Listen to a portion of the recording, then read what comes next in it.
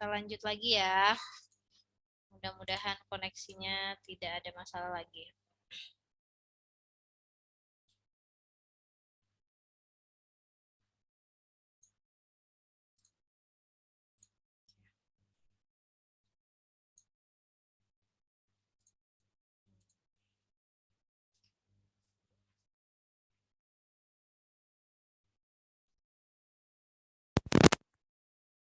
Oke. Nah, tadi kita ulangi lagi. Jadi sebenarnya revenue model itu sangat tergantung sekali terhadap siapa customer yang teman-teman pilih gitu ya. Kemudian juga value apa yang customer yang memang punya nilai jualnya nilai daya belinya besar, tapi sebenarnya dia nggak butuh value dari produknya teman-teman, ya dia tetap tidak akan beli gitu ya. Jadi penting sekali sebenarnya menentukan siapa customer yang paling tepat dan apa yang ditawarkan, value apa yang ditawarkan dan juga struktur biaya. Jadi struktur biaya itu jadi sebenarnya kalau misalkan contohnya teman-teman bikin produk bisnisnya makanan misalnya kayak gitu. Oh ternyata teman-teman punya pembiayaan misalkan pembelian kompor, kemudian juga misalkan beli bahan-bahan dan lain sebagainya gitu ya. Struktur biaya itu akan membentuk ada HPP ya gitu ya, harga produksi gitu ya. Maka itu perlu diseimbangkan gitu ya. Nah, kalau misalkan ternyata harga produksinya lebih mahal daripada apa yang teman-teman tawarkan, sudah dipastikan bahwa produk teman-teman bisa saja bangkrut gitu kan ya. Nah, itu yang makanya ditentukan kembali sebenarnya customer-nya siapa, value apa yang ditawarkan, dan struktur apa yang misalkan kita keluarkan. Misalkan contohnya gini. Nah, ini yang akan membentuk bagaimana teman-teman bisa mendapatkan revenue model yang sesuai dengan bisnisnya teman-teman. Nah, kemudian kita coba cek di sini ya, gimana caranya proses penentuan revenue model, customer dan value gitu ya. Customer tuh apa sih yang ditawarkan? Nah, kepada siapa tagihan ditunjukkan? Artinya, misalkan kayak gini. Kalau contohnya kemarin Fahmi gitu ya, kasus studi kasusnya produknya Fahmi misalnya contohnya. Sebenarnya customernya adalah anak-anak misalkan contohnya karena yang ditawarkan adalah bagaimana anak tidak kecanduan gadget gitu ya. Tapi yang membayarnya adalah orang tuanya gitu ya. Maka value tagihannya itu ditujukan kepada siapa? Kepada orang tua misalkan kayak gitu. Nah, siapa yang menerima value yang paling tinggi? Misalkan contohnya, yang menerima value paling tinggi adalah misalkan contohnya orang tua, karena orang tua jadinya walaupun misalkan si anak dapat benefitnya, misalkan contohnya jadi dia paham cara penggunaan handphone yang baik, tapi penerima value paling tinggi itu bukan anak, ternyata adalah orang tua, karena orang tua bisa mendidik anak supaya anaknya tidak kecanduan gadget gitu ya. Nah, kemudian itu yang perlu kita pahami bahwa setelah itu kita juga penting menentukan fitur produk. Artinya misalkan kalau misalkan ternyata yang dibutuhkan A, maka solusi yang kita tawarkan juga perlu A. Misalkan contohnya seperti itu ya, teman-teman. Misalkan contohnya teman-teman misalkan teman-teman pengen berjualan makanan misalkan di kantin Nurul Fikri gitu ya, tagihan yang ditunjukkan kepada misalkan contohnya karyawan ataupun misalkan mahasiswa di sana. Tapi makanan yang seperti apa? Misalkan makanan yang cepat saji dan misalkan tidak ribet gitu ya, misalkan tidak masak dulu, misalnya contohnya teman-teman mau jualan tapi jualan cah kangkung, jualan seafood gitu ya di misalkan kantin Nurul Fikri, artinya makanan tersebut jadinya nggak cepat saji walaupun misalkan fitur produk yang ditawarkan misalkan makanannya adalah seafood gitu ya. Jadi itu yang perlu kita sesuaikan sebenarnya fitur produknya apa dan apa yang paling dibutuhkan sama customer gitu ya. Kemudian gitu ya, ada juga yang dibahas terkait isu strategis. Jadi isu strategis itu kalau misalkan teman-teman di dalam proses bisnisnya teman-teman menemukan isu strategis, misalkan isu strategisnya apa? Dampak pemilihan revenue model terhadap isu strategis perusahaan antara lain growth gitu ya. Jadi kalau teman-teman salah memilih revenue model gitu ya, bisa jadi sebenarnya teman-teman tuh jadi kayak menghalangi bisnis teman-teman tuh ada bisnis teman-teman untuk bisa growth lebih tinggi lagi gitu ya. Contohnya misalkan kemarin ada ide bisnis teman tersebut membuat misalkan perpustakaan keliling digital gitu ya. Karena apa? Misalkan contohnya value yang ditawarkan adalah misalkan supaya anak-anak di desa bisa membaca buku kapan saja dan di mana saja gitu ya aksesnya gitu ya. Tidak harus jauh pergi ke toko buku dan kemudian juga bisa memanfaatkan buku-buku yang ada. Tapi pertanyaannya, siapa yang mau bayar buku, mau bayar layanan bukunya misalkan? Karena orang desa ini misalkan secara daya beli dia sudah habis keperluannya untuk misalkan keperluan sehari-hari. Apakah menjadi membaca buku menjadi satu kebutuhan penting gitu, misalnya contohnya kayak gitu ya. Nah itu kan jadinya isu strategis. Pengen pengen supaya si customernya bayar, tapi kalau customernya bayar, customer jadi malah kabur gitu ya. Bentar ya.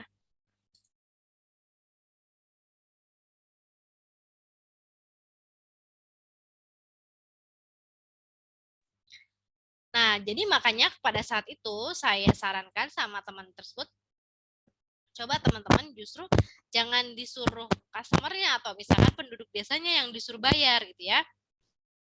Tapi misalkan tawarkan program teman-teman tuh sama misalkan pemerintah daerahnya gitu. Jadi pemerintah daerah yang akan membayar produknya teman-teman. Contohnya seperti itu gitu ya. Jangan sampai isu strategis itu artinya teman-teman memaksakan customernya teman-teman untuk membayar produknya teman-teman.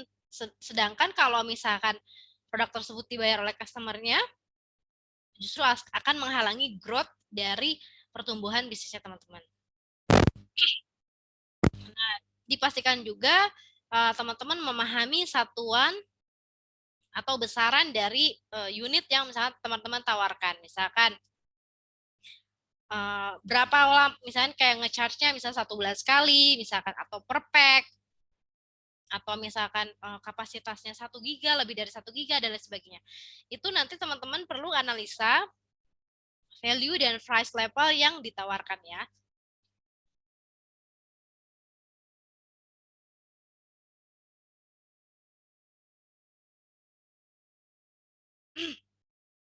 Nah, ini ada juga tipe revenue model berdasarkan target market. Artinya,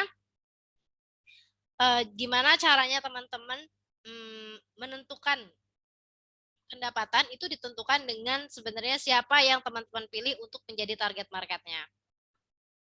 Ada yang namanya B2B atau business to business, jadi sebuah model penjualan yang terjadi antar pelaku bisnis dan juga pelaku bisnis lainnya. Misalkan contohnya niaga hoster ya, kalau teman-teman misalkan misalkan contohnya teman-teman pengen satu perusahaan gitu ya, pengen beli domain atau website tertentu, maka belinya ke niaga hoster sebagai perusahaan web gitu ya. Nah, itu jatuhnya adalah bisnis ke bisnis. Jadi satu entitas perusahaan membeli terhadap entitas perusahaan lainnya gitu ya.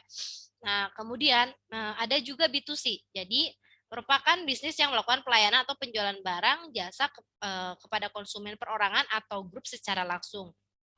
Contohnya misalkan perusahaan Lazada atau misalkan Netflix gitu ya teman-teman. Jadi kan dia jualnya ke perorangan gitu ya, satu orang pembelian terhadap produknya dia gitu ya. Atau misalkan sifatnya ada C2C. Jadi customer to customer adalah model bisnis di mana konsumen dari sebuah marketplace menjual produk ke sesama konsumen lainnya. Misalkan contohnya di Shopee, kemudian juga Tokopedia gitu ya. Kita nih sebagai kan sebenarnya yang punya Tokopedia dan lain dan juga Shopee dan juga Bukalapak dan juga marketplace lainnya itu kan adalah sebuah brand ya teman-teman. Kan kita ini sebagai penggunanya, maka kita adalah sebagai customer ya. Tapi customer ini diizinkan sama Tokopedia, sama Shopee, sama Bukalapak untuk membuat toko, untuk berjualan gitu ya. Dijual kepada customernya juga sama-sama pengguna dari Tokopedia, Bukalapak dan lain sebagainya. Maka itu disebut sistem C2C. Jadi dari customer untuk customer juga gitu ya. Yang menjual customer, yang membelinya juga customer gitu ya. Di dalam satu tersebut gitu. Kemudian juga ada yang sifatnya C2B atau customer to business, adalah model bisnis layanan di mana konsumen atau end user menyediakan produk atau layanan ke perusahaan tertentu. Misalkan contohnya Behance gitu ya, biasanya teman-teman sebagai freelancer, desain grafik,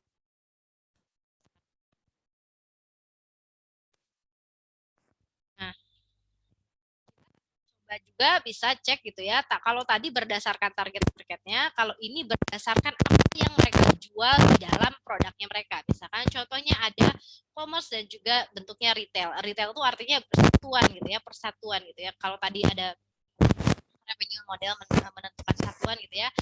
Ini per biji. Contohnya adalah penjualan fisik. Penjualan fisik. Misalkan contohnya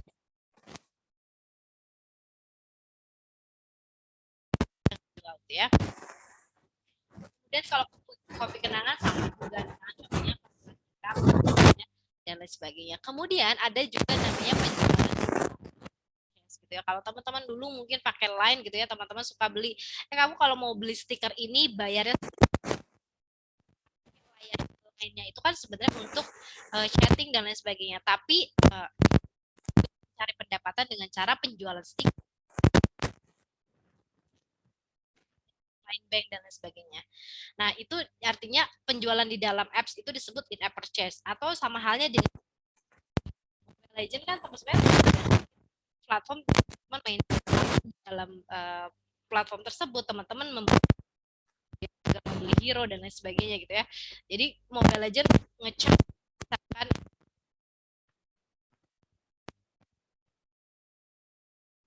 purchase atau ada yang sifatnya memang dia commerce tapi untuk lelang gitu ya. Itu misalnya kayak teman-teman menawarkan satu barang kemudian juga itu dibuka harganya berdasarkan lelang tersebut, itu biasanya dipakai sama eBay gitu ya.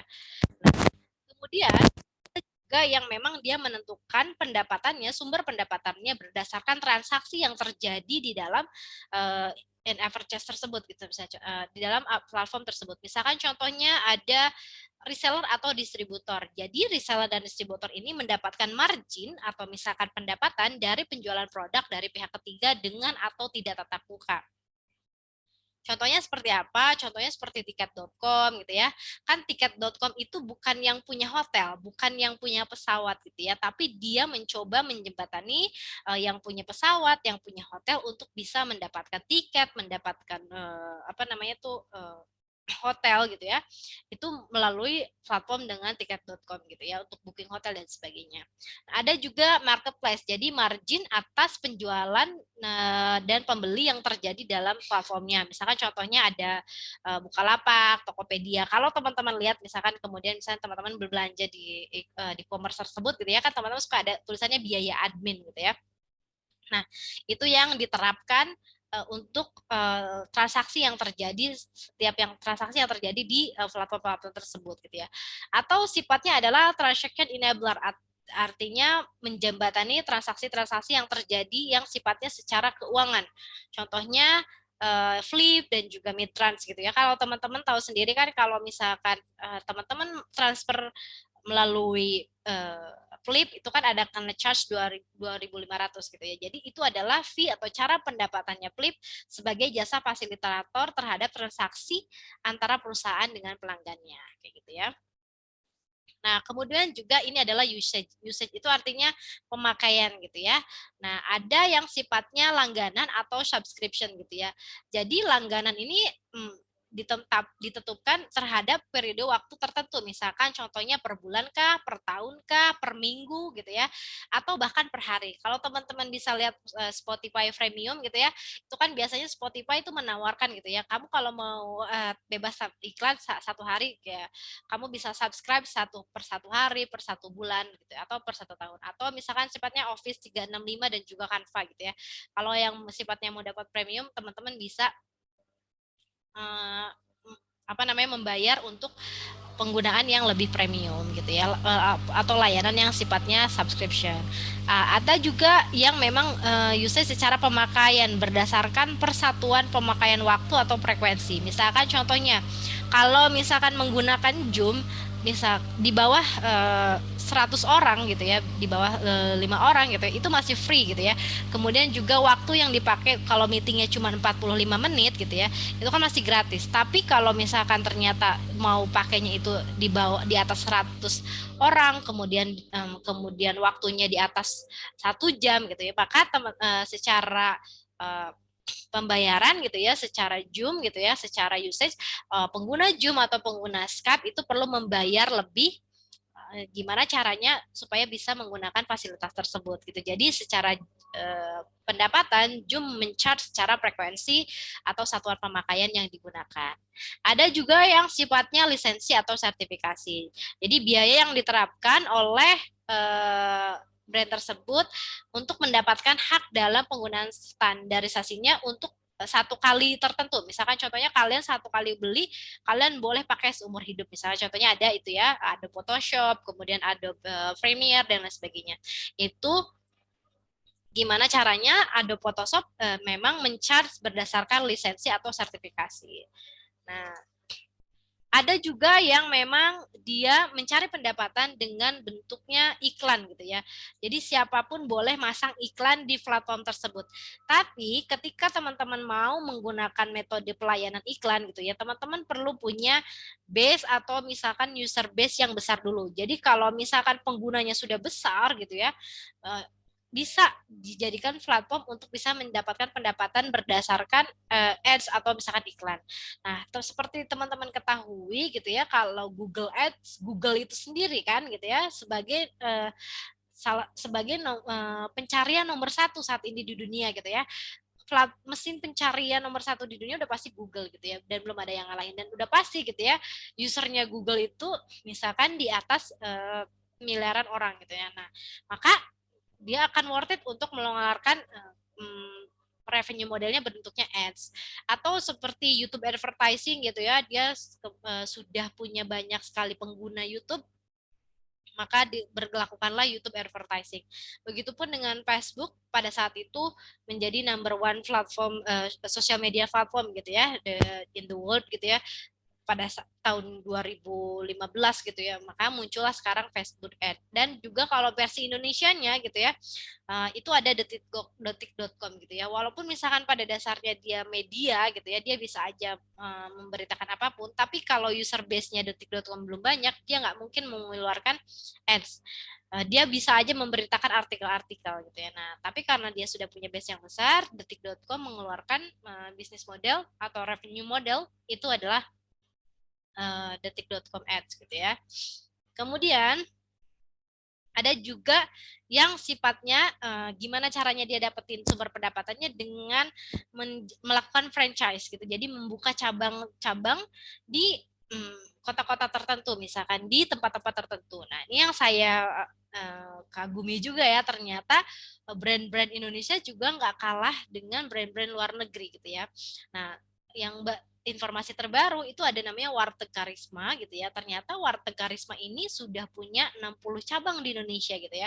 Karena dia Warteg Karisma ini buka franchise gitu. Buka bisnis modelnya franchise gitu ya. Dimana satu orang yang pengen buka warteg nanti sama ownernya Warteg Karisma akan disediakan misalkan contohnya menu yang perlu dimasak setiap harinya apa gitu ya, sudah jelas SOP-nya, kemudian juga misalkan penentuan titiknya di mana, kemudian juga ya. Nah, kemudian juga misalkan contohnya untuk pegawainya seperti apa gitu ya, dia udah punya SOP yang sudah jelas gitu ya. Nah, itu yang bisa digunakan untuk misalkan bisnis model franchise gitu. Sama halnya brand luar negeri itu ada KFC atau misalkan ya. Oke, kita ada break, ada Isa ya. Yang mau Isa boleh lanjut ya. Kita teruskan dulu ya, sampai cukup waktunya. Nah, kemudian juga ini ada brand-brand Indonesia, ada Baba Raffi Turki gitu ya. Dia sudah punya cabang juga gitu ya. Kalau nggak salah ada di 6 negara gitu ya. Ini asli orang Indonesia yang bikinnya gitu ya. Walaupun secara makanan gitu ya, kebab itu bukan orang asli, bukan asli Indonesia gitu ya. Nah, dan ya yang kita ketahui sendiri gitu, yang pasti setiap pinggiran rumah kita 500 meter ada muncul lagi yaitu Indomaret dan juga Alfamart gitu ya. Jadi gimana caranya bisnis itu tersebut bisa mendapatkan pendapatan, ternyata misalkan dari satu brand itu sudah mantap secara proporsinya, secara SOP-nya, secara pengembangan biayanya gitu ya, sudah jelas, sudah dipastikan bisa menghasilkan gitu ya. Kalau yang teman-teman tahu juga kan ada Mixu gitu ya, terus kemudian juga ada banyak-banyak kopi kenangan dan lain sebagainya. topik kenangan, mungkin salah satunya adalah jualan kopi gitu ya.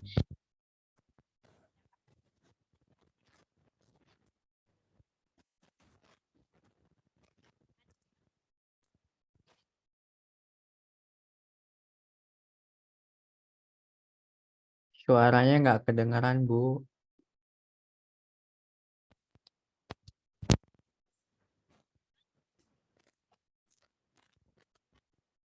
Suaranya nggak ada, Bu.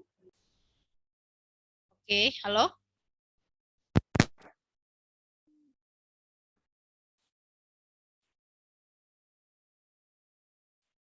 Halo. Jelas nggak? Belum, Bu, belum.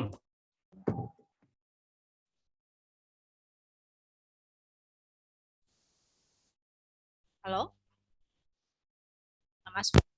Oke. Belum, Bu. Kalau kayak gini? Sudah, Bu.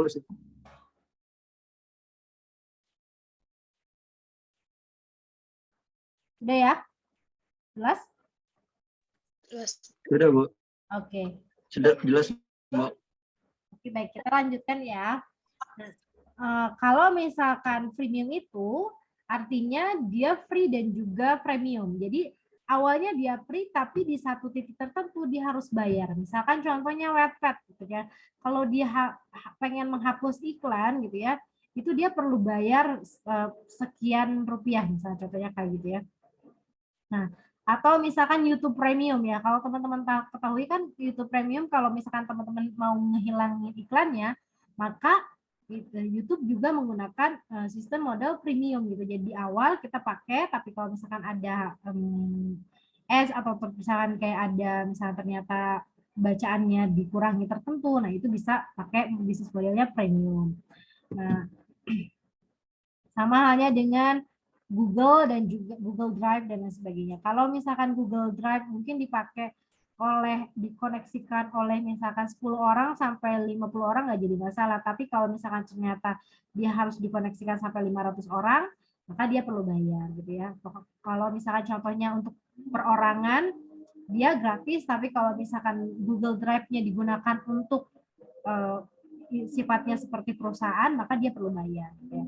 Adapun juga yang sifatnya sponsor gitu ya. Sebenarnya kita bisa bukan termasuk dari sponsor ya gitu ya. Tapi kita bisa nge-charge tadi lebih ke ada biaya yang diterapkan terhadap transaksi tertentu misalnya contohnya ya. Kalau Wikipedia gitu ya, dia sebenarnya nggak menerapkan tagihan tertentu misalnya contohnya gitu ya. Kamu nggak perlu bayar berapa, nggak perlu bayar bulanan dan lain sebagainya gitu. Tapi hanya sifatnya berdonasi gitu ya, sifatnya bersponsor. Kalau misalkan orang tersebut merasa kontribusi Wikipedia ini sangat besar, contohnya untuk misalnya contohnya kalau ke teman-teman kan biasa kalau nugas kan pakai Wikipedia gitu ya. Jangan lupa tuh nanti misalkan teman-teman ngedonasiin misalkan 100.000 kah berapa gitu ya. Dia itu bisa diterapkan mode bisnisnya seperti sponsor kayak gitu ya. Tapi biasanya yang menggunakan bisnis model sponsor adalah yang sifatnya memang secara umum itu efek sosialnya lebih besar dibanding dengan misalkan efek kegunaan dari produk secara personal misalnya kayak gitu ya. Nah, kita coba studi kasus ya. Nah, misalkan contohnya tadi ya, kita punya revenue model yang ternyata kalau kita salah itu akan berpengaruh terhadap growth atau misalkan perkembangan dari bisnisnya tersebut. Nah, ini pernah terjadi di Facebook ya. Facebook itu kan sebagai salah satu platform sosial media ya. Value-nya apa sih? Value-nya adalah connect gitu. Yang dibawa Mark Zuckerberg pertama kali gimana caranya sebanyak mungkin orang itu bisa berinteraksi di platformnya dia gitu ya. Jadi gimana caranya orang ini bisa berbagi banyak hal terhadap kehidupan dengan pengguna lainnya. Maka yang menerima value utamanya adalah pengguna perseorangan gitu ya, atau misalkan user tersendiri gitu ya. Nah, teman-teman ya misalkan kayak saya, kemudian juga teman-teman si A, si B dan si C itu kan mewakili perseorangan gitu ya. Tapi ada isu strategis nih. Kalau misalkan pembebanan tagihan ke pengguna A, maka akan menghambat pertumbuhan. Kalian kebayang nggak sih kalau ternyata pada saat Mark Zuckerberg membuat tagihan ketika saya teman-teman contohnya gini kayak gini, oh karena kamu sudah nulis status ke 1000, maka maka status ke 1001-nya maka kamu harus bayar. Atau misalkan contohnya karena mutual friend-nya kamu sudah 300, maka mutual friend kalau misalkan pengen nambah lagi temen menjadi 301, kamu perlu bayar. Kebayang nggak sih kalau misalkan Mark Zuckerberg gitu ya membuat tagihan terhadap perseorangan terhadap kondisi tertentu. Maka yang akan terjadi gitu ya, orang akan menjadi malas, orang akan menjadi segan untuk membuat status gitu ya, karena dia perkirakan oh saya udah nulis status ke 299 nih, bentar lagi status ke 300 saya punya tagihan gitu ya. Ya udah deh saya hapus-hapusin lagi deh, ya udah saya masang statusnya seminggu sekali deh gitu ya, misalnya contohnya. Ya udah saya nggak akan accept banyak-banyak temen deh gitu ya. Maka value sebagai dia bisa berbagi banyak hal ke pengguna lainnya jadi terhambat gitu ya. Sedangkan kalau digratiskan si pengguna ini gitu ya, teman-teman kan bisa sehari bahkan nulis status sampai 100 kali gitu ya, sampai kayak feednya teman-teman kayak dia lagi curhat gitu ya. Hari ini saya lagi makan, hari ini saya lagi galau, saya udah pergi ngobrol sama dia, tapi kemudian dianya juga nggak mau balas saya gitu ya. Kan terus kan suka ada feed gitu ya, orang yang memang kalau lagi galau dia curhatnya ke Facebook gitu ya.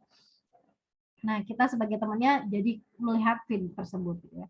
Maka yang dilakukan oleh Mark Zuckerberg adalah menerima, mengecek gitu. Sebenarnya kalau ternyata Facebook menggunakan proses seperti itu, gimana cara pendapatannya dari customer langsung gitu ya, maka akan terjadi masalah gitu ya. Maka Facebook mengecek lagi sebenarnya siapa sih value penerima dari Facebook yang lainnya gitu ya, yaitu adalah perusahaan yang perlu melakukan iklan secara tertarget gitu ya. Artinya ada brand-brand yang dia mau beriklan di Facebook ya. Sama halnya karena tadi Mark Zuckerberg tidak menagih tagihan kepada customer, jadinya kan customernya banyak gitu ya.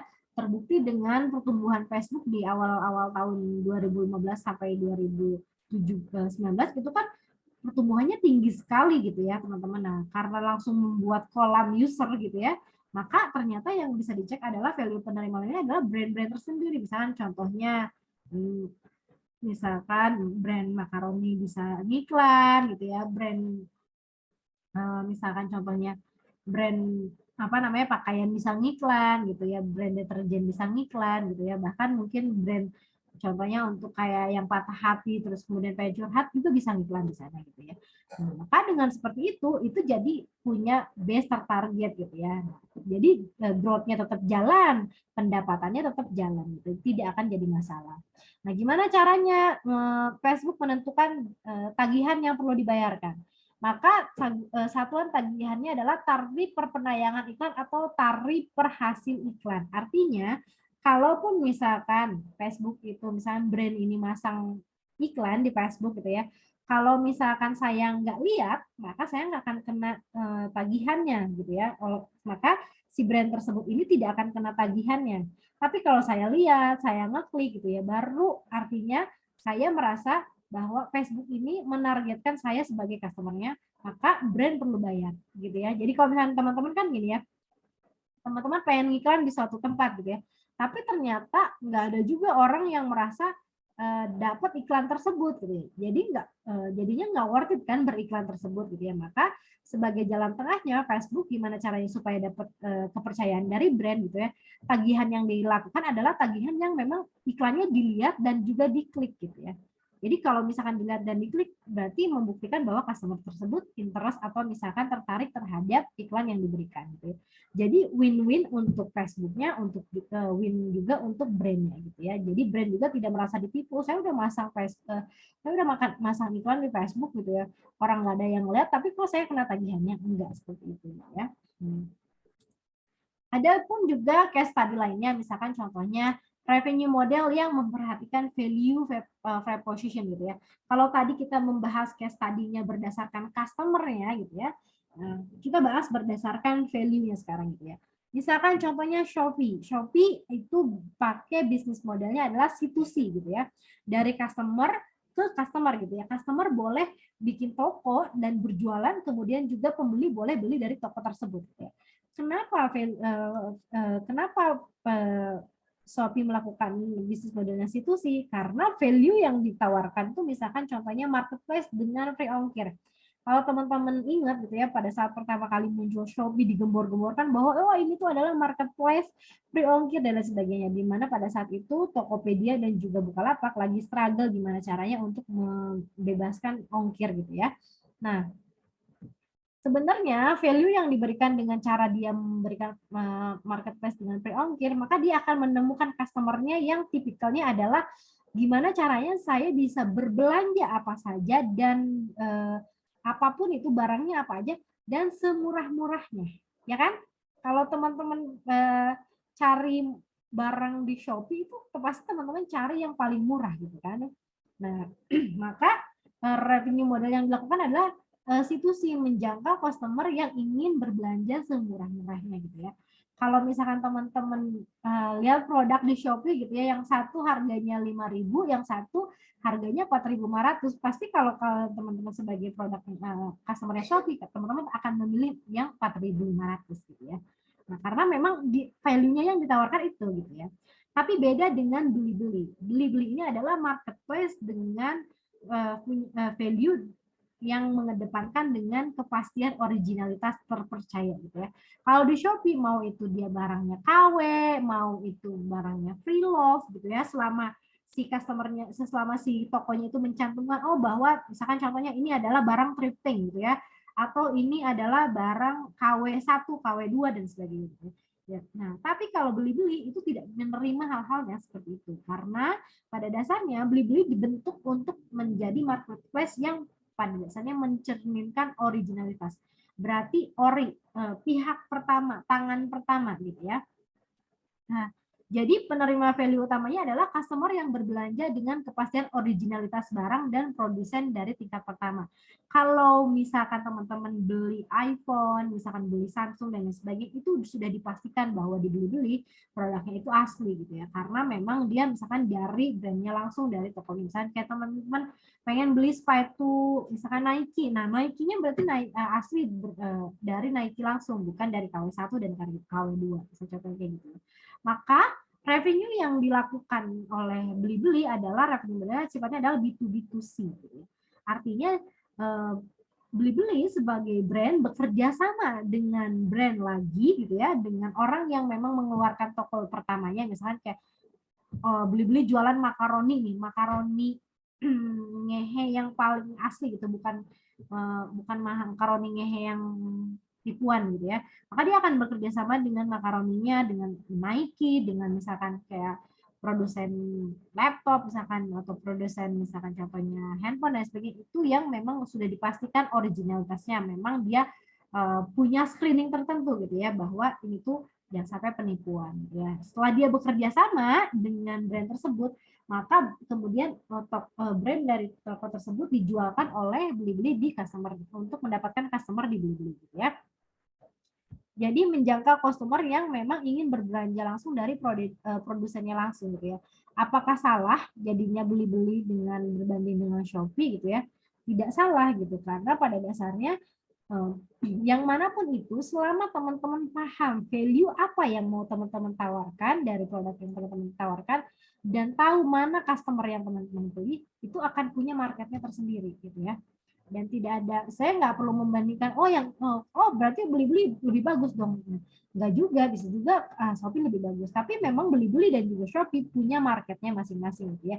Artinya di sini tidak ada salah dan benar gitu ya, tapi yang paling penting adalah teman-teman paham sebenarnya value-nya apa gitu, yang mau ditawarnya apa. Kalau di Shopee kan kita sering banget ya dapat penipuan gitu ya, di TikTok gitu ya, dapat penipuan, ada blender harganya 5.000, udah tahu pasti udah nggak mungkin, tapi teman-teman masih aja beli, misalnya contohnya kayak gitu. Nah, ada contohnya laptop dengan harga 500.000 gitu ya, nggak mungkin lah ada harga laptop 500.000, tapi karena teman-teman mau gitu ya, teman-teman beli aja gitu. Dan apakah Shopee melarang dengan tipikal penanggalan harga seperti itu? Enggak jadi masalah. Shopee tidak men-screening itu. Tapi kalau misalnya ketahuan dia sebagai penipu, ya pasti dia akan diproses. Tapi Shopee tidak men-screening harga gitu ya.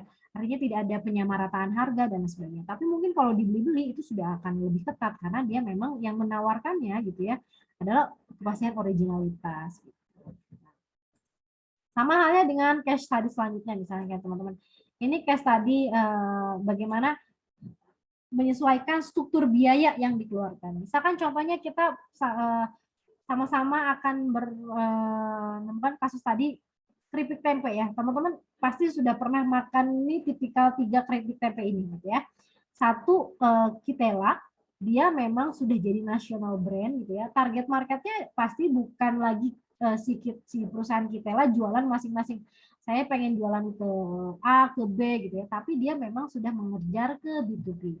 Artinya bisnis ke bisnis karena memang sudah menjadi perusahaan besar dan punya retail dan juga sudah punya branding gitu ya.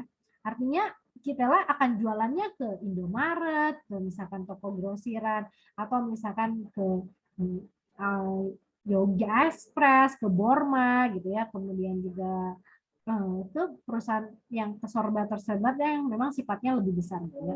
Tidak akan melakukan satu persatu approaching ke customer ya karena dia sudah menjadi national brand. Kemudian juga kemasannya jadi berbeda. Maka struktur biaya yang muncul kebayangkan gitu ya, harus ada packagingnya, kemudian juga ada rantai distribusi yang besar, misalkan contohnya kayak gitu ya, kayak ke brand dan sebagainya. Maka yang dijual oleh Kitela harganya adalah 9.000 gitu ya per bungkusan yang ini. Tapi beda halnya dengan pedagang pasar tradisional gitu ya. Dia marketnya adalah B2C gitu ya. Dia mencari reseller gitu ya. Nah, dia bikin bungkusnya besar seperti ini tapi masih pakai plastik kayak gini. Tapi dia sudah masukin brand, masukin nama di sini gitu ya.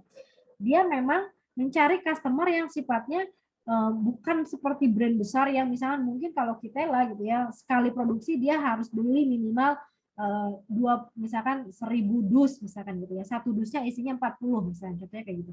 Tapi yang case study dari si pedagang pasar tradisional keripik tempe ini gitu ya, dia mencari customer yang sifatnya pembeliannya banyak gitu ya. Mungkin sekali beli dia minimal 20 gitu ya.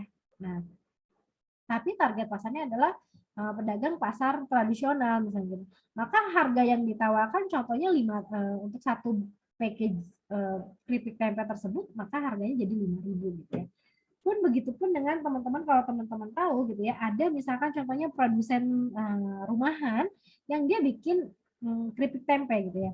Nah, ini dia jual ke warung gitu ya. Jadi dia taruh di warung dan juga nanti ada customer yang datang gitu ya. Kebayang nggak sih bahwa ternyata ini sebenarnya dicari oleh customer langsung gitu ya. Jadi kayak tangan pertamanya adalah customer. Kalau kita lah tangan pertamanya kan adalah brand gitu ya. Ini produk yang kedua, tangan keduanya adalah reseller. Tapi yang ketiga ini adalah misalkan kayak dia langsung C2C gitu ya. Dia customer yang bikin dan customer juga yang jual gitu ya. Nah, maka packagingnya akan bentuk seperti kayak kalau teman-teman tahu kan kayak misalnya jualan keripik harga 2.000-an. Nah, itu yang ditawarkan gitu ya. Karena bentuknya dia menargetkan misalkan orang-orang yang memang ada di sekitaran wilayah tersebut gitu ya. Itu berpengaruhnya struktur biaya terhadap revenue yang memang mau dijalankan. Artinya kalau misalkan Kitela karena dia sudah punya branding, dia sudah ada packaging, dia ada misalkan karena dia ada tes dari BPOM gitu ya, apakah ini halal apa enggak, apakah produknya bersih apa enggak gitu, apakah lulus dari uji sampelnya tidak mengandung racun dan sebagainya gitu ya. Dia sudah melakukan rangkaian tes tersebut sehingga yang menjadi struktur biaya dan juga harganya jadi 9.000 per package gitu ya. Tapi misalnya contohnya kalau pedagang pasar tradisional ini, dia misalnya contohnya dia sudah punya rasa, dia punya jangkauan yang luas gitu ya. Tapi dia belum punya branding, dia juga belum sampai melakukan uji BPOM atau misalkan belum sampai melakukan kayak packagingnya seperti apa gitu ya. Nah, maka dia menjual produk tersebut dengan harga contohnya 5.000 per package dengan package yang lebih banyak. Atau misalkan yang ya hari ini saya bikin keripik saya jualin gitu ya, teman-teman belum melakukan branding, belum melakukan misalnya contohnya pasar tertarget dan sebagainya, maka struktur biayanya cukup dengan 2.000 per purchase gitu. Itu contohnya teman-teman dalam hal menentukan produk atau misalkan gimana caranya produk tersebut bisa mendapatkan pendapatan gitu ya. Dari case study dari hal-hal tersebut. Jadi teman-teman sekali lagi pastikan teman-teman untuk menentukan revenue model ya, bukan bisnis model gitu ya. Revenue stream atau contoh pendapatan dari bisnisnya teman-teman. Teman-teman perhatikan siapa customernya, artinya siapa yang menerima value tertinggi, siapakah yang akan menerima tagihan dari produknya teman-teman. Kemudian cocokkan secara value gitu ya. Dan juga tadi pastikan make sure juga struktur biayanya seperti apa gitu ya. Jangan sampai teman-teman membuat revenue model yang akhirnya tapi teman itu membuat bisnis teman-teman jadi bangkrut gitu ya. Nah, mungkin itu saja sih yang bisa saya sampaikan di pertemuan hari ini. Teman-teman bisa dilihat kan ya di UTS itu ada poin bagaimana caranya teman-teman bisa mencari revenue stream dari produknya teman-teman. Oke, silakan kalau misalkan ada yang mau bertanya, boleh di drop di kolom chat ya. Sebenarnya saya share link absennya.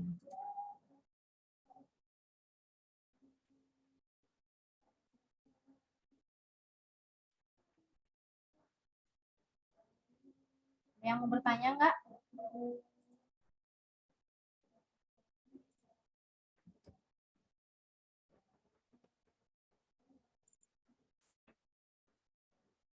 Bu absen di mana?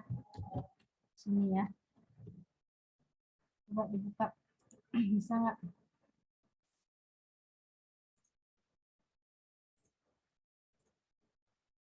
Oke.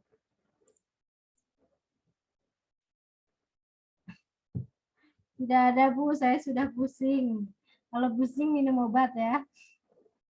Oke. Sama kayak centang biru Twitter ya, disuruh bayar. Betul. Nah, artinya kan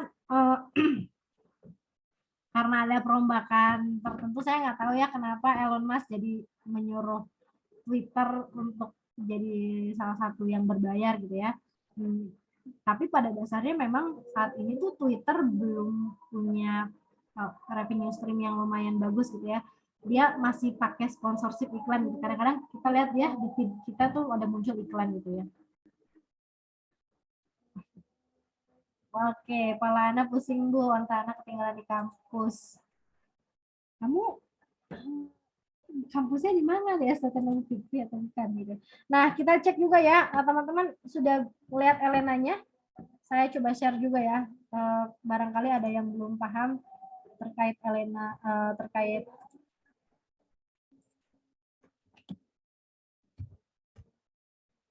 UTS-nya.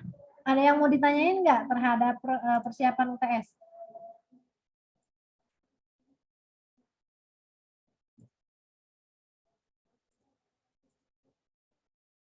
Jadi UTS-nya itu ya UTS-nya 2 kali ya teman-teman, bukan 2 kali sih, sepertinya 2 jenis gitu ya. Jadi ada sifatnya yang tertulis dan juga ada yang sifatnya nanti project gitu ya. Kenapa jadinya 2 kali? Karena saya pengen lihat ya kemarin soalnya ketika teman-teman saya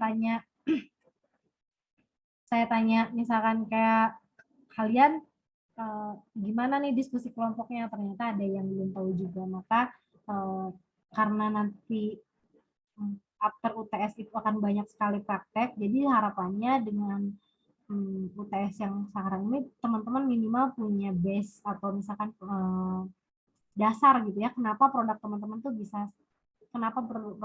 bisa seperti ini, apa yang mau teman-teman jual gitu ya, itu penting untuk setiap individu tahu gitu ya. Jadi ada 2 project yang misalkan dilampirkan, jadi ujian tertulis dan juga tertulis. Untuk contoh skripnya belum dilampirkan Bu, oke nanti saya lampirkan juga ya.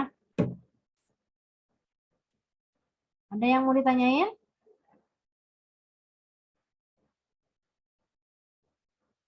Nah, saya coba cek dulu.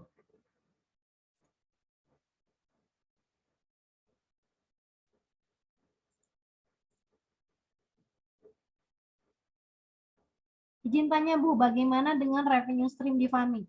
Kalau teman-teman tahu, ingat ya kemarin Pak Mumu menjelaskan revenue streamnya di FAMI, pertama dia menjual sifatnya adalah B2B.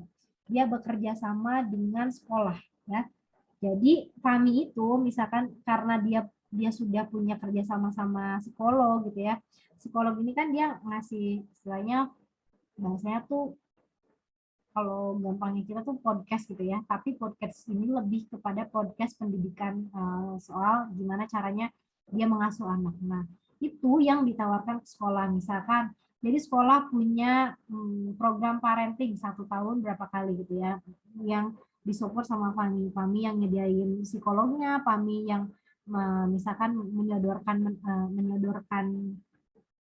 bahasanya, misalnya contohnya gitu. Oh ternyata di sekolah ini ada bullying gitu ya. Oh ternyata di sekolah ini ada misalkan kayak kasus misalkan contohnya anaknya mogok sekolah gitu ya. Nah, itu yang akan di package sama Fami sebagai salah satu program kayak gitu. Jadi dia jualan program seperti itu. Itu yang atau misalkan contohnya Fami kan kerjasama sama Telkomsel gitu ya, sama brand-brand telekomunikasi gitu ya. Nah, brand telekomunikasi ini kan biasanya pengen punya image apa pengen punya citra gimana caranya dia bisa nge-reach market tertentu. Misalkan contohnya Telkomsel pengen nge-reach marketnya ibu-ibu, misalkan contohnya kayak gitu. Nah, dengan project packagingnya parentingnya Fami, itu bisa masuk Telkomsel, jadinya membiayai Fami gitu ya untuk mengadakan program kepada ibu-ibu. Contohnya seperti itu. Oke.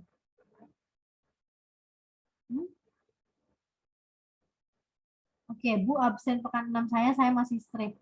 Kalau misalkan teman-teman absennya strict, itu artinya teman-teman absennya teman-teman tuh nggak masuk gitu ya.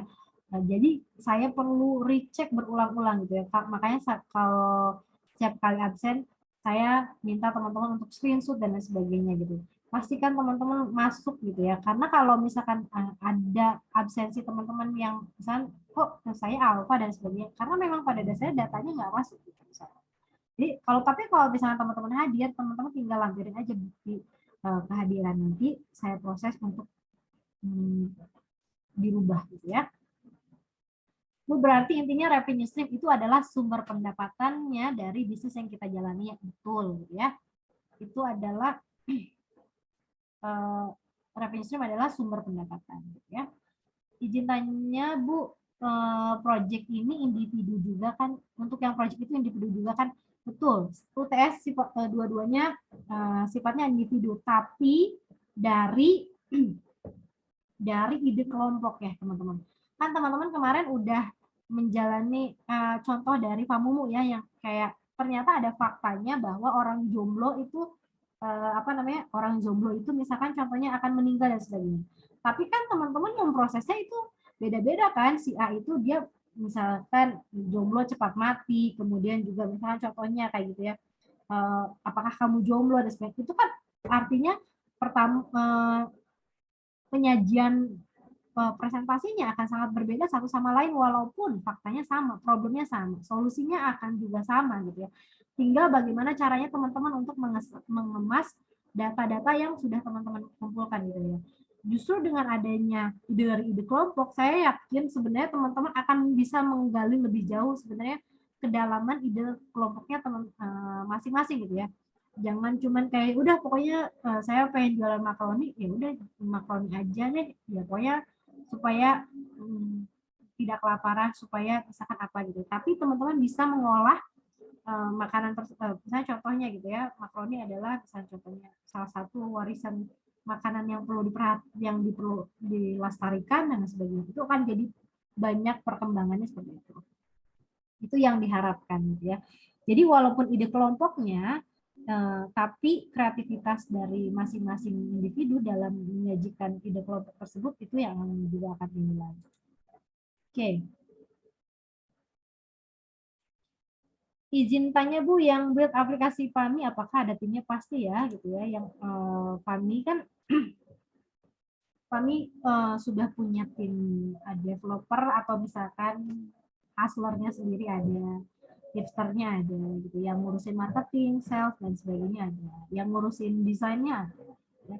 Kalau Fami karena sudah berjalan lumayan lama, gitu ya, sudah punya stabilitas tim yang memang sudah ada.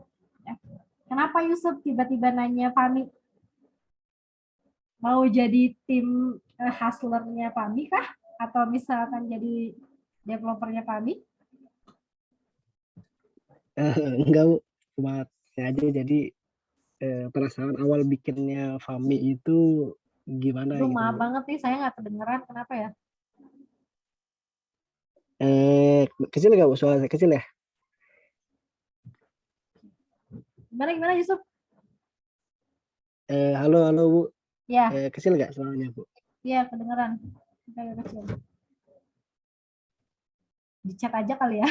Iya, Oke, ya jadi ada lebih loker ke kah Bu? Saya tuh nggak tahu, tanya Pak Mumu ya. Kalau nggak salah ada juga sih, tapi saya nggak tahu tim apa yang dibutuhkan saat ini. Nggak tahu developer, nggak tahu dari tim sales marketing, dan nggak tahu. Nanti teman-teman bisa chat Pak Mumu kan ada di grupnya. Atau misalnya teman-teman butuh untuk tempat magang, bisa. Oke. Penasaran Bu dengan proses selama membangun Fami? Kan udah jelas ya. Pusing. Ya pastinya kalau di awal-awal Fami juga sama halnya gitu ya. Cuman ada 3 orang foundernya gitu ya. Satu Pak Mumu yang memang dia menjalankan lini bisnisnya, kemudian juga ada temannya Pak Robi, dia codingnya ya, gitu ya. Dia yang ngurusin seluruh keperluan pembangunan Fami secara aplikasi. Ada juga orang yang memang pegang hipsternya gitu ya. Kemudian setelah stabil 1 tahun, kemudian merekrut CFO gitu ya, cari orang yang ngerti secara keuangan, secara akuntan, gimana caranya Fami ini, kalau kan ini ya kadang-kadang ngerti gitu ya cara dapetin uang, tapi nggak ngerti cara ngelola uangnya, itu juga jadi berbahaya gitu ya.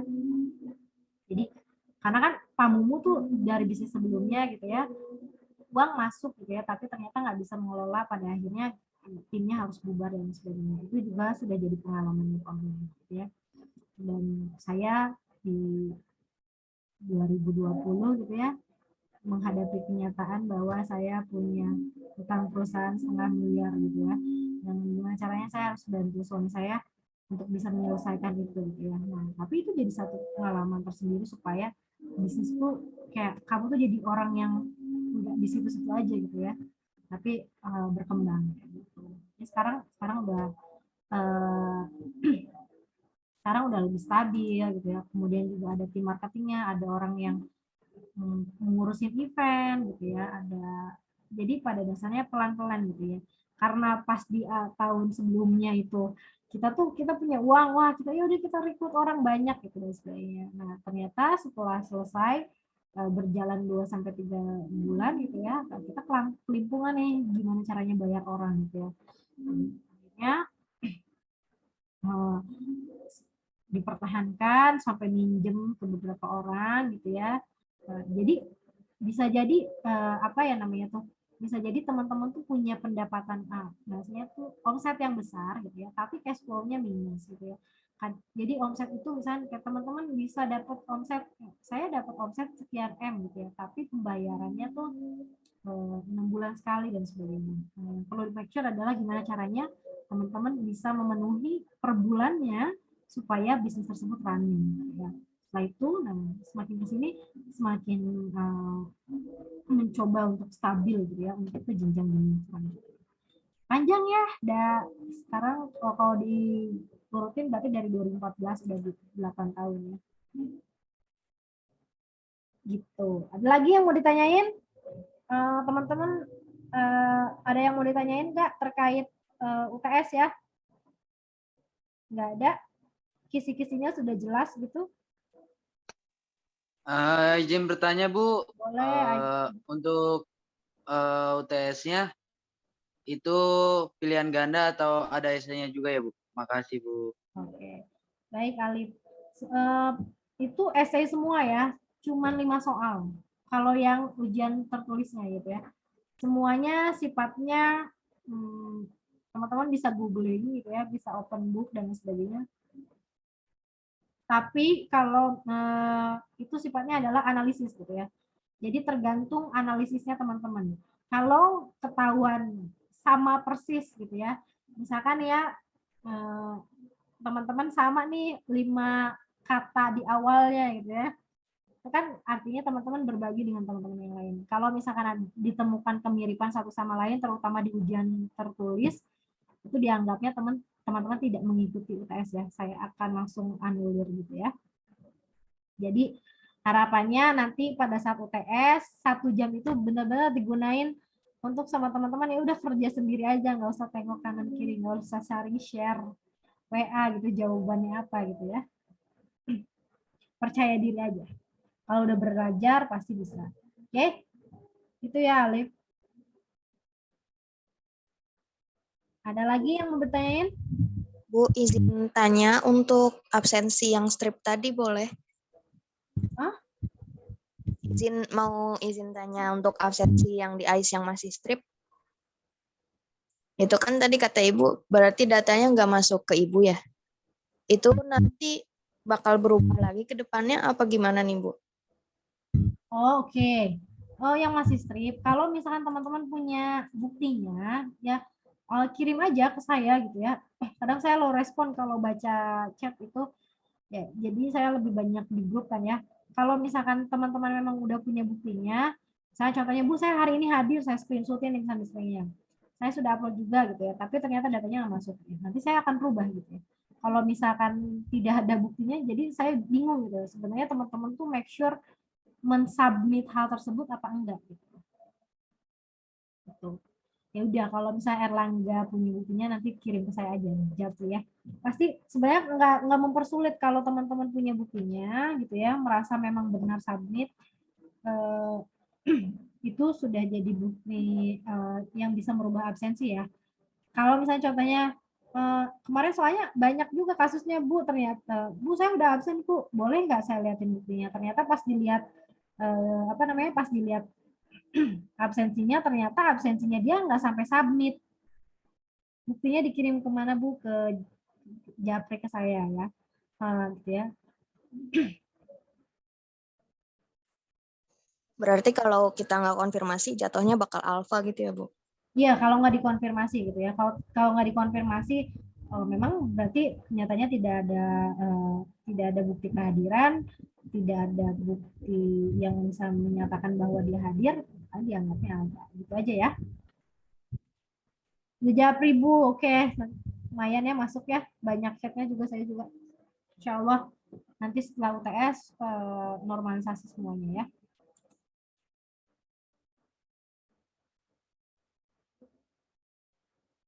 Izin Bu, untuk UTS non tulis bisa dibuka lebih awal nggak atau deadline-nya diperpanjang? Deadline-nya mepet Bu hari Minggu. Kalau baru buka di Jumat, takut nggak kekejar karena Sabtunya kita ada UTS dan UTS yang membuat proyek presentasi nggak cuma maksudnya. Sebenarnya kan nanti hari Minggu itu teman-teman tinggal submit link ya. Ya. Atau mau dibuka juga linknya di hari Jumat juga gitu. Reno ya? Gimana Reno maksudnya? Ya Bu, untuk yang tugas non tulis itu membuat presentasi video kan Bu ya? Iya, itu kalau bisa diperpanjang Bu. Kalau enggak dibuka lebih awal gitu karena kita kalau saya pribadi ada tugas juga membuat presentasi video juga sama. Itu kan kita harus buat ininya dulu ya Bu, presentasi segala macam gitu. Bisa nggak Bu? Artinya link untuk masukin videonya gitu ya? Iya. Jangan cuma hari Minggu gitu. Oh, oke. Kalau bisa hari Senin atau Selasa gitu perpanjang Bu. Oh. Ya, kita ada waktulah untuk bikin video itu Bu gitu Bu. Karena kan kita juga ada UTS juga takut nggak kejar harus sehari nggak maksimal gitu. Oke. Gimana teman-teman yang lain perpanjang jangan? Perpanjang Bu. Setuju Bu. Setuju Bu. Oke, perpanjang. Setuju Bu. Perpanjang sampai hari apa? Sampai akhir bulan. Sampai akhir bulan. Ya udah, nilainya juga nanti akhir tahun aja ya, selesai. Akhir tahun lagi. Oke, kita perpanjang aja sampai hari Selasa. Oke, gimana? Siap, Bu. Siap. Oke, baik. Nanti saya coba rubah ya hari Selasa.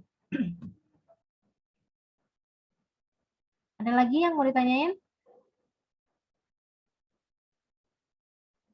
Karena nggak ada lagi? Bu, nanya sekali lagi Bu, maaf saya masih agak kurang connect nih. Tadi kan konfirmasi ke Ibu terkait kalau kita sudah submit ya. Itu kalau misalnya kita nggak ada bukti waktu screenshot Zoom-nya, apa boleh kita minta link absen sebelumnya Bu? Jadi kalau misalnya udah ngisi kan biasanya ada informasi tuh kita sudah mengisi gitu Bu. Boleh nggak Bu? Soalnya yang ada banyak yang pekan 6 ini absennya nggak masuk Bu, nggak cuma 1-2 orang aja gitu. Ya pasti nanti saya gini ya, nanti saya kalau dibuka lagi linknya kan jadinya nggak fair ya teman-teman untuk yang mengisi absen tepat waktu. Tapi Bu, kirim ulang, tapi settingannya tetap dimatiin dari Ibu, gitu maksudnya. Iya, tapi jadinya nggak fair sama teman-teman yang udah hadir tepat waktu dong, udah yang isi tepat waktu ya. Kalau misalkan nanti saya cek lagi lah, kalau misalkan teman-teman sebenarnya punya screenshotnya itu pasti nanti saya akan langsung rubah gitu. Tapi kalau harus mengirimkan lagi linknya absensi dari yang kemarin nggak bisa ya. Nah ini masalahnya saya nggak punya akses untuk recording siapa yang hadirnya gitu ya. Nah, saya pengen tanya juga ya teman-teman, emang kalau misalkan teman-teman absensi biasanya dari dosen-dosen yang lain, absensi itu dimaksudkannya di mana? Kadang di Google Form aja Bu, atau kadang panggil. Seperti itu sih Bu. Kalau misalkan ternyata Google Form, saya agak bingung ya sebenarnya. Kalau misalnya teman-teman nggak ada bukti screenshot, terus ternyata memang nggak masuk juga di saya nggak tahu errornya tuh di mana gitu ya. Karena kan nggak mungkin tuh si Google Form bisa error sebanyak itu. Nah kadang kemarin saya coba ada mahasiswa nih, dia absen, ternyata nggak sampai submit, akhirnya dia merasa ketika dia buka lagi linknya, dia muncul lagi tuh isiannya, yang itu membuktikan bahwa dia sebenarnya nggak sampai finish, sampai submit gitu ya, mengisi absen tersebut gitu ya. Nah, apakah misalkan metode absensinya mau diganti di ini di chat misalnya kayak gitu? Okay. Kalau misalkan gitu Bu, ganti aja Bu. Di chat gitu ya? Saya juga masih strip Bu, padahal udah kirim Bu. Tapi ini saya mau kirim bukti screenshot nih, ada nih Bu. Kirim kemana ya? Ke Japri aja, kan nomor saya. Ya. Oh, di WA Saya ya? sudah Japri Bu. Oke. Saya juga Bu masih di strip. Iya nanti saya cek lagi ya gitu ya. Karena saya satu kali bisa jadi kadang-kadang ya teman-teman tuh, saya kadang-kadang ada yang mengisi datanya di absensi yang mana gitu ya. Itu yang jadi saya harus receknya berulang-ulang gitu ya. Tapi kalau misalnya teman-teman nggak punya bukti, saya nggak bisa justifikasi gitu ya, karena jadi nggak fair sama teman-teman yang memang dia hadir, dia melakukan screenshot gitu kan ya. Gitu. Tapi kalau misalnya teman-teman punya buktinya, pasti saya nanti ganti ya. Tinggal tunggu aja waktunya. Oke. Kalau misalkan recording, nah masalahnya kan teman-teman bilang gitu ya, boleh nggak Bu recording, dicek aja di recordingnya. Pertama, saya nggak punya, kalau recording itu saya nggak bisa nampilin ini ya, data peserta secara keseluruhan gitu kan. Biasanya recording kan cuma ada wajah sama slide aja gitu ya. Sebenarnya dari Zoom itu kan ada data recordingnya, cuman hanya akan masuk ke STT Nurul Fikri, bukan ke saya. Saya harus minta lagi gitu. Kalau ternyata di STT Nurul Fikri-nya tidak disetting menerima registrasi di awal, itu sama aja absennya nggak kerekam gitu ya. Tapi mungkin kalau misalnya nextnya cobain aja di chat mungkin kayak gitu ya. Kita coba aja apakah jadi lebih efektif atau enggak gitu ya. Kan yang biasanya Izin saran, gimana? sekalian meluruskan juga. Jadi kalau di Google Form itu ada pilihan kita kan isi email, terus kalau misalnya kita si usernya udah submit, itu biasanya ada pilihan buat mau dikirim ke email user tersebut atau enggak. Nah, nanti buat nextnya dikirim ke email aja, Bu. Jadi itu udah otomatis kok ada pilihannya. Jadi itu kirim bukti screenshotnya tuh screenshot email bahwa kita udah submit formnya. Oke, siap. Tapi selama Buat ini nextnya berarti aja. belum ada ya? Kalau misalnya saya Belum ada, Bu. Oke, jadi ke emailnya teman-teman nggak masuk juga ya? Kalian sudah mengisi Nggak ada. dulu. Ya mungkin bisa dicek lagi settingan di Google Form-nya yang di Ibu kayak gimana. Terus kalau misalnya nggak bisa dicek bisa aja. Oke, siap. Kasih ya, nanti kita coba di pertemuan selanjutnya.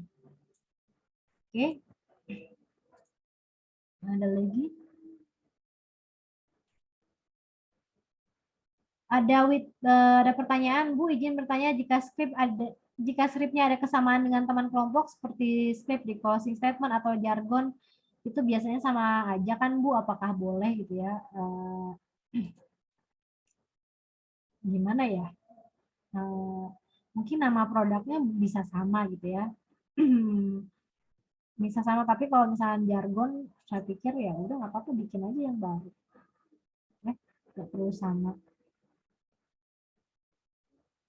Oke. Kalau cuman jargon, misalnya contohnya jargon kayak makroni heboh, makroni paling heboh sedunia, sama aja nggak jadi masalah. Karena kan ada poin-poin yang lain juga gitu ya. Kan makroni jargon dan sebagainya itu kan cuman settingannya cuman berapa detik gitu ya. Jadi sebenarnya nggak berpengaruh deh. Nama produk, misalkan produknya itu sendiri kan pasti akan sama gitu. Jargon produk, misalnya contohnya sama.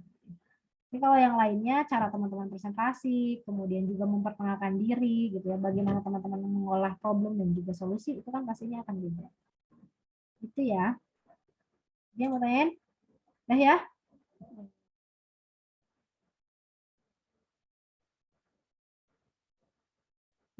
Ada lagi yang mau ditanyakan?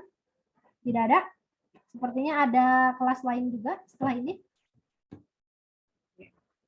Baik, kalau tidak ada, saya cukupkan sekian. Terima kasih banyak teman-teman kehadirannya malam ini. Mudah-mudahan teman-teman bisa menyerap apa yang tadi saya sampaikan. Saya mohon maaf apabila ada kesalahan sama penyampaiannya.